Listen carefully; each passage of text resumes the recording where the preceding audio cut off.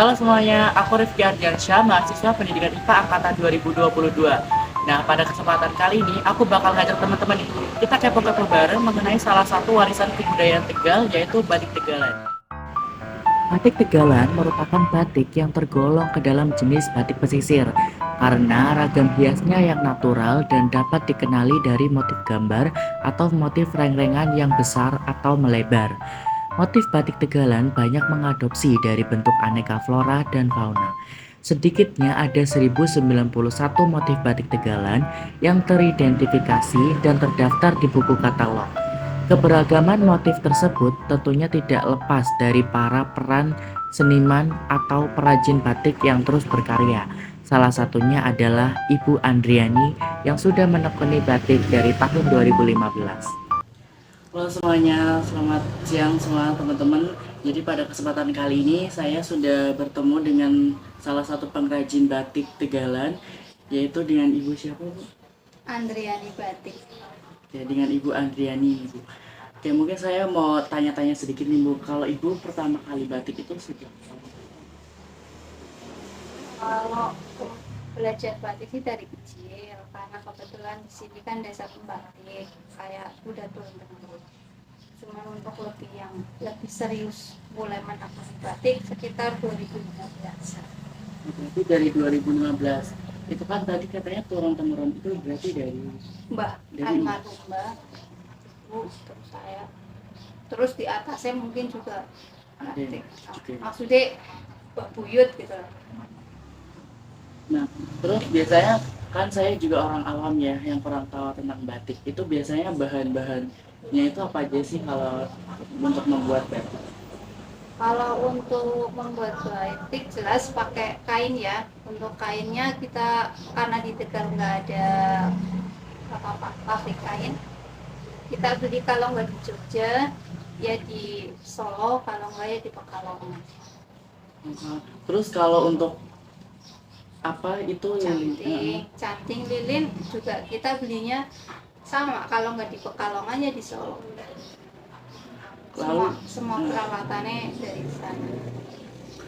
Kan berarti itu kalau yang buat bikin pola itu sama yang warna ini tuh sebenarnya sama aja. Kan biasanya juga. Ya. Untuk yang kan batik ada dua ya, pewarna kimia sama pewarna alami. Untuk yang pewarna kimia kebetulan di Tegal ada toko yang menjual, yang tapi pewarnanya juga langsung diekspor dari Jerman, bukan buatan Indonesia.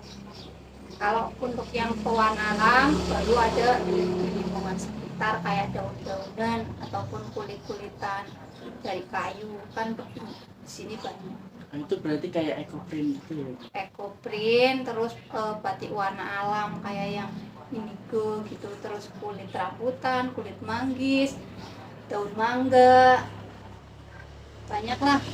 Intinya yang banyak yang di sekitar kita bisa dimanfaatkan untuk warna kayu-kayuan juga, kayak kayu mahoni bisa, terus serabut kelapa bisa, terus kayu paceh juga bisa, kare. Nah, lalu kalau mungkin kalau dari batik tulis itu sendiri, itu dari proses pembuatannya itu gimana Ibu biasanya kalau bikin batik? Kalau untuk batik, untuk prosesnya tergantung ya, buatnya batik yang biasa, standar, umum atau yang halusan. Kalau untuk yang standar, satu lembar nggak lama sih, 2 minggu juga bisa selesai. Kalau untuk yang halus bisa sampai 5-6 bulan satu lembar. Kalau urutannya itu dari apa? Urutan mulai dari kain ya, sebelum kain bisa dibatik itu ada proses yang namanya ngetel atau ngelens atau base untuk ekoprint modern. Nah, melalui proses itu kalau yang saya bikin ya, karena saya bikin halusan, saya masih pakai bahan alami dari alam, merang padi yang tak bakar, jadi tanpa menggunakan bahan kimia. Nah, itu proses untuk itunya 1 bulan. Untuk bulannya bisa menghasilkan kain yang lebih halus, terus si pewarnaan juga lebih melekat. Nah, Terus setelah diwarnain itu, enggak, itu belum oh mau. belum. Masih itu baru kain bisa bisa dibatik. Oh, Jadi diulen, baru setelah diulen selesai masuk proses tahap apa gambar. Setelah digambar baru dicating batik. Setelah dicating batik baru masuk warna. berarti setelah diwarna itu dijemur. Iya, diangin-anginkan. Oh, diangin. Setelah diwarna, dilorot, diangin-anginkan, nanti dibatik lagi, diwarna lagi, dilorot, baru finishing. Berarti warnanya berkali-kali. Ada yang satu kali selesai bisa dengan cara batik mataraman, itu satu kali. Satu kali dalam artian satu kali lorotan, cuman untuk warnanya masuk beberapa kali ya. Ada yang 2 kali pelorotan untuk yang plastik kayak batik pesisir. Pelorotan itu apa? Jadi direbus. Oh, Nah, untuk menghilangkan malam lilin itu direbus. Itu namanya melorot. Nah, itu kan biasanya kan kita kan kalau misalnya ibu batik kan ada warna-warnanya kan. Iya. Itu biasanya kenapa nggak tercampur gitu Bu satu sama lain warnanya? Kan untuk proses sebelum kita mau warna ada yang namanya proses mopok malam. Jadi latar-latar yang agar tidak terkena warna kita tutup dengan malam. Oh, berarti fungsinya itu biar enggak itu ya bleber gitu Bu. Jadi setelah selesai pembatikan pertama mau warna, kita namanya popok, kita tutup yang nggak mau diwarna kita tutup, baru masuk warna. Nah, kan biasanya kalau batik meskipun udah diwarna ya, tapi di situ nggak hilang. Itu kira-kira kenapa Bu? Itu keunggulan batik batik yang baik ya. Untuk menghasilkan batik yang baik memang dilakukan dari proses awalnya dengan cara yang baik, menghasilkan warna yang baik, beda dengan batik Nyuwun Sewu. Batik-batik yang di pasaran banyak yang lumpur ya, terus memperot bahannya itu karena dari awal bahannya juga bukan bahan yang bagus. Nah, kalau dari segi motifnya nih Bu, itu biasanya seringnya bikin apa sih motif? Saya lebih suka yang lebih ke klasik, motif Tegal klasik. Jadi motif yang begitu saya coba akan. Nah, biasanya kalau motif yang Tegalan itu, yang klasik itu, saya sering lihat ya kalau batik Tegalan itu biasanya gambarnya tuh kalau nggak tumbuhan itu hewan ya Bu. Iya. Nah, itu biasanya kenapa sih itu tumbuhan sama hewan itu? Karena kan inspirasi pembatik kebanyakan dari lingkungan. Kalau nggak flora ya fauna. Jadi inspirasi intinya apa yang ada di sekitar kita bisa jadi inspirasi kita para pembatik. Iya. Nah, kalau biasanya jenis tumbuhannya, Ibu tahu nggak sering melukis apa gitu? Macam-macam banyak banget.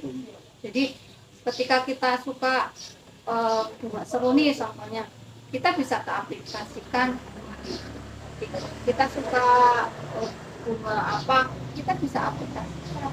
Oh, berarti tergantung keinginan kita sendiri. Kebanyakan kalau yang Nyuwun Sewu yang sudah melekat ya jiwa seni ini, inspirasi lingkungan, keinginan sendiri juga.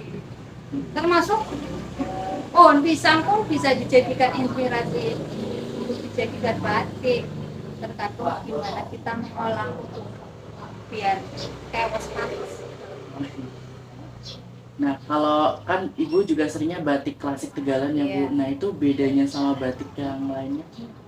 Kalau yang klasik jelas beda karena untuk yang motif-motif dulu, motif-motif yang masih dipertahankan itu motifnya penuh, jadi nggak jarang-jarang, terus motifnya juga lebih luas daripada motif yang sekarang. Karena mungkin skill orang dulu sama sekarang kan beda. Berarti kalau yang rapat-rapat itu lama lagi ya prosesnya? 1 lembar menghasilkan dari kain putih sampai jadi kain batik bisa. Kalau dari segi alatnya itu selain cantingnya itu apa aja ada? Kualen kayak kayak wajah kecil, terus ompong. Kalau itu juga produksi batik cetak nggak? Saya nggak cap, saya spesialis batik tulis. Nah kalau misal dari canting itu kan buat ngelukisnya ya. Sama.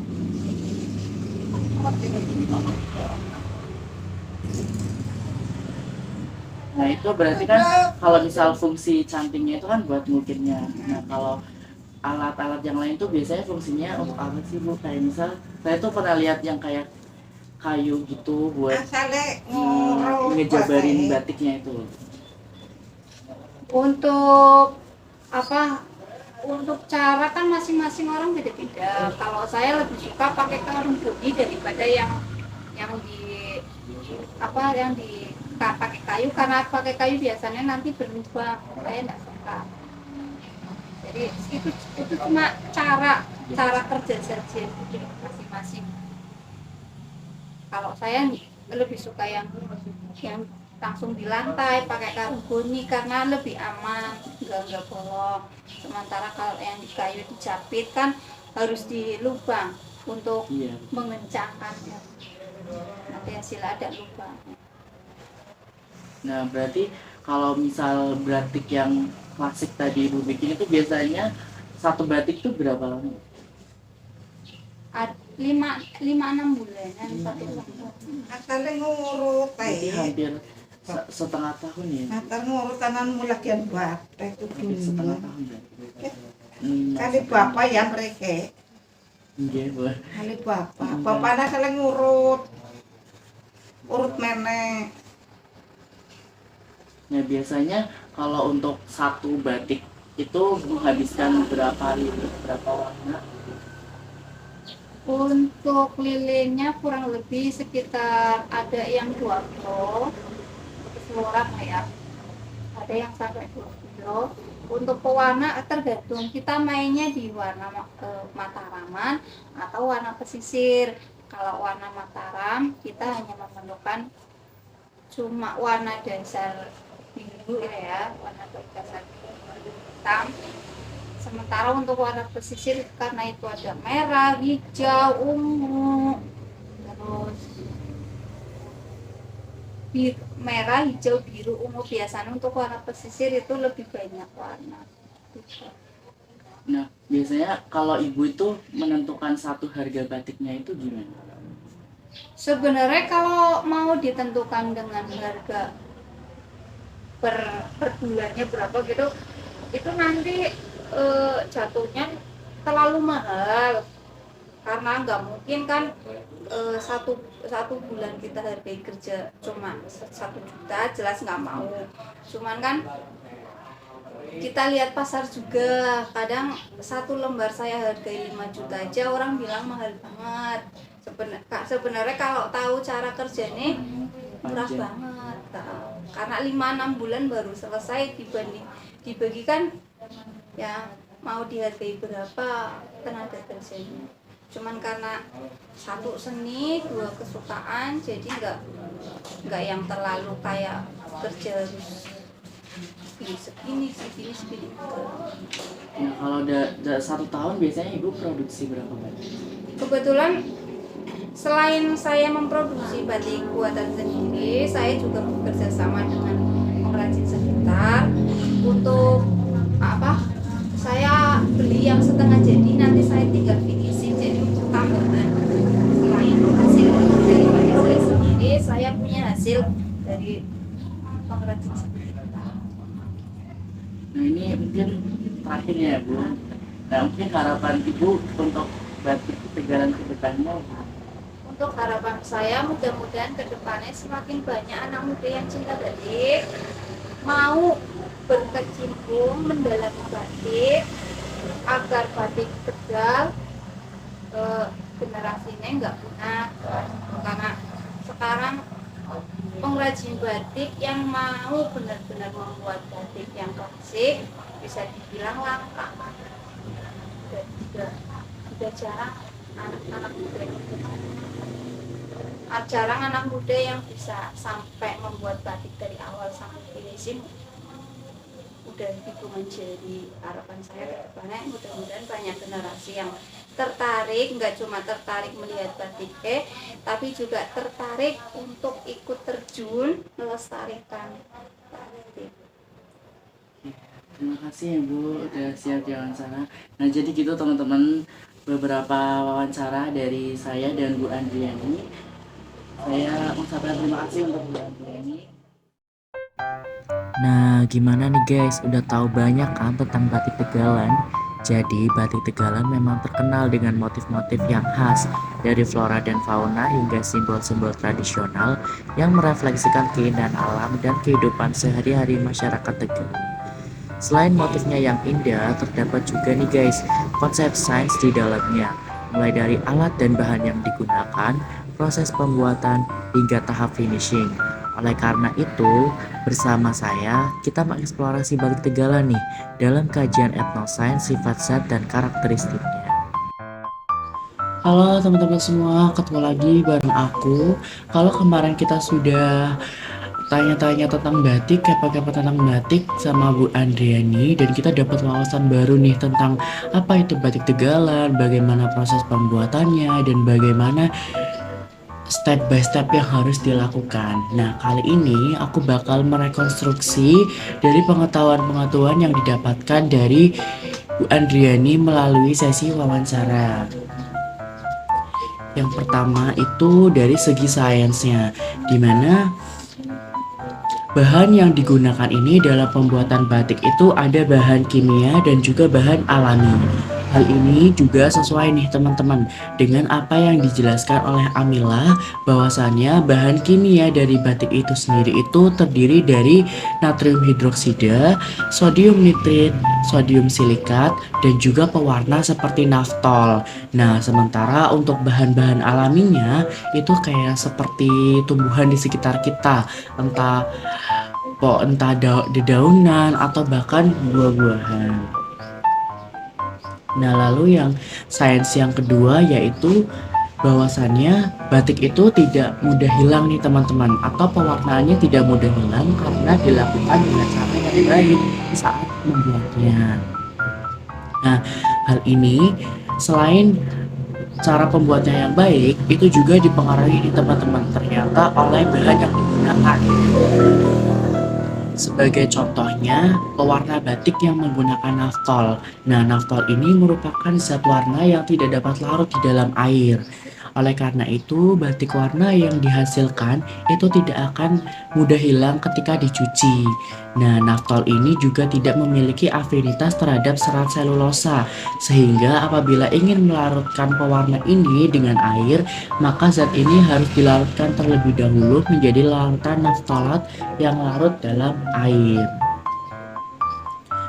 Lalu, rekonstruksi sains yang selanjutnya itu dari segi teknologinya teman-teman. Teknologi apa sih yang digunakan dalam batik Tegalan ini?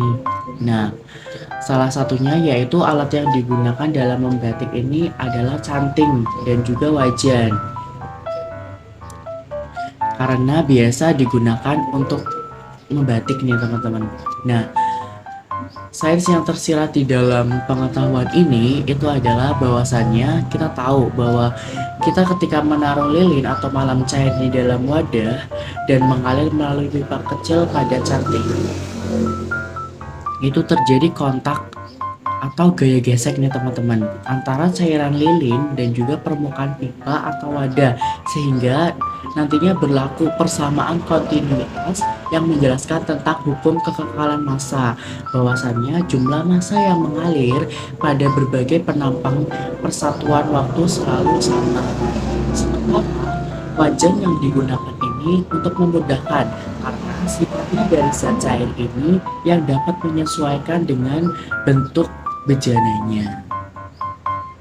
Nah, lalu dari rekonstruksi sains yang selanjutnya itu dari segi engineeringnya.